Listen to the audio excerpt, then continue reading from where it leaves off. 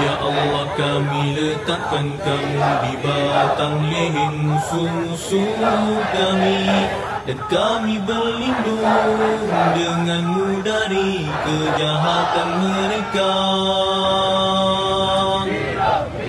Ya Allah, hancurkan kumpulan mereka.